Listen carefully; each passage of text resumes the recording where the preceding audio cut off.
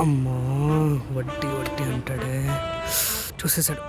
బా దొరికితే దొబ్బుతారా. ఏమరా సపోర్ట్ చేయకుండా తప్పించుకుంటున్నావు? 2 నెలల వడ్డీ ఎవరిస్తారనుకున్నావు?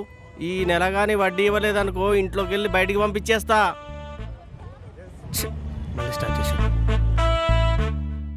ఏం మల్లయ్యా, ఏం మాట్లాడుతున్నావు?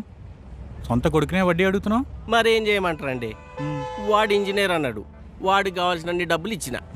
వాడు ఇంజనీర్ చేసిండు. వాడేమన్నా ఉద్యోగం చేసి సంపాదించిస్తాడేమనుకుంటే ఉద్యోగం లేదు, సద్యోగం లేదు. ఇప్పుడు ఏం చేస్తున్నాడో తెలుసా?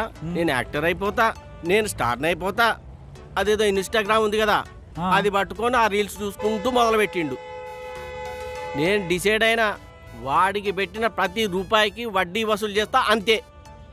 వడ్డీ? ఏదో ఒక రోజు యాక్టర్ అవుతా, వడ్డీతో సహా నీ డబ్బులను తిరిగి ఇచ్చేస్తా. ఒరేయ్ ముందే